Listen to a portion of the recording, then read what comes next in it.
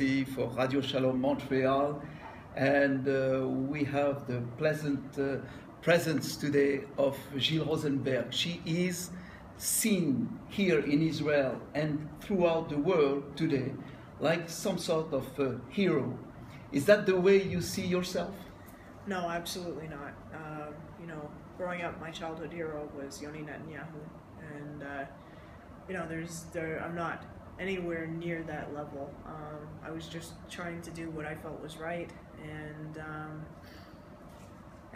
no, I don't see myself as a hero. I think I did what every normal person should want to do, which is to fight an evil that exists in this world. So I think for me, I see myself as a normal person. Don't you think that there were other ways of combating the situation? I understand that you wanted to help the Christians, Yazidis and so on. Don't you think there were other ways, like some people try to rescue them by giving ransoms, paying their freedom for their freedom and so on? Don't you think that could have been a way? Absolutely, there's many different ways of helping people there on the ground, and none of them are better or worse than any other. For me, seeing that they had women on the front line in Syria with the YPG, that was something that I wanted to be a part of.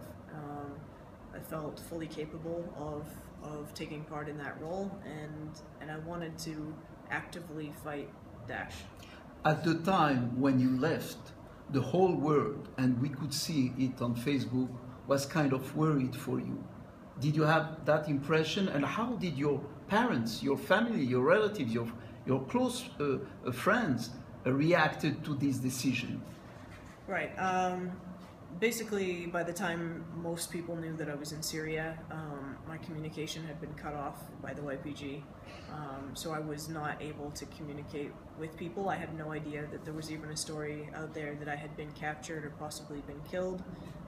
It took a matter of days or even a week or two before I knew that even existed. And I had messages from close friends, from the Canadian government, that wanted proof of life, and I was reading messages from friends that were writing to me as if I was already dead, and hoping that I wasn't, but writing to me like, I hope this isn't true, but this is what I always wanted to tell you. And it was really emotional to read that, and really hard to keep moving forward, knowing that I wouldn't be able to communicate with loved ones the way that I would like to. But for me, I had made that decision to be there, and I had to keep moving forward, and what I saw was my path. Have you met other foreigners or even other Jewish person trying to help the Kurds? There are, I did meet one other Jewish person. Coming from where? That has a U.S. military background. Okay. Definitely more on the secular side, but that is also fighting there. There was rumor of Jewish person that had been in the IDF that was also in Syria. I never met the person. I don't know if that's true or not.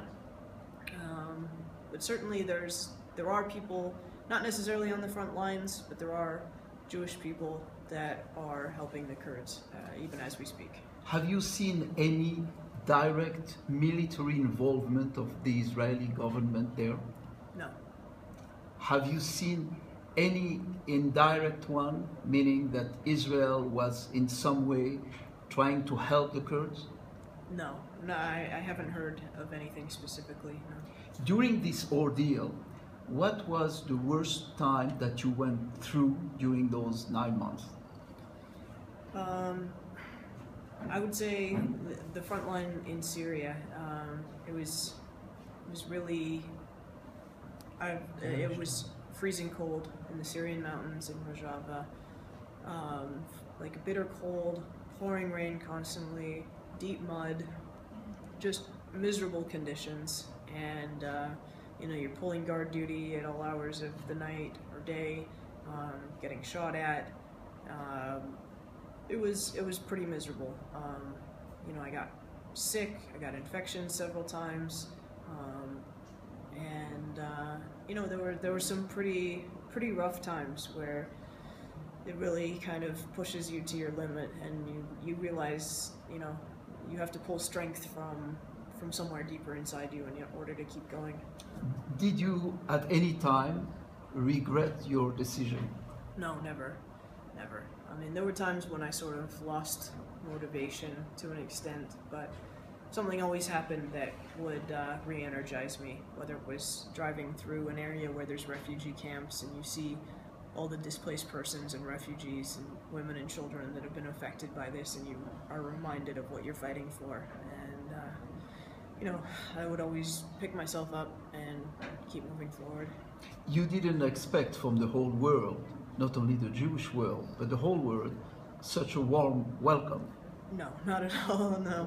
I thought I would just come back to Israel and, you know, sort of not be done with it, but, you know, look towards helping in a different way. But I didn't think it would be such a public event, my arrival back in Israel.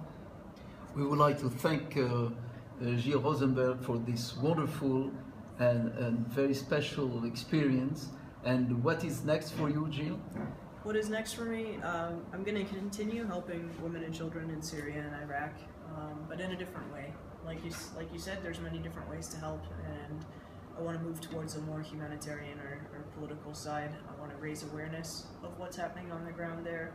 I think a lot of people don't know who the Kurdish people are, who the Yazidis and Christians are that are living there, and that they have such a, you know, a love and support for our nation and our country, and you know, continue to help them in whatever way is possible. So, what is the message you have for the Canadians listening to you today? Just that I'm a very proud Canadian. The Canadian government has been so supportive of the Kurdish people, so supportive of Israel, and you know, we didn't have that for a long time, and Stephen Harper is just outstanding. You know, like he makes me feel like such a proud Canadian with the foreign policy that he has right now, and you know, it's an honor to put the Canadian patch on my uniform when I was fighting, and the Kurds had nothing but good things to say about the Canadians, because they had 50 or more Canadian Special Forces training the Kurds. So we're one of the only governments in the world that actually sent people to help train and equip the Kurdish people, and that's something to be very proud of. Gill Rosenberg, a big Hatzlacha to you. Toda. Toda.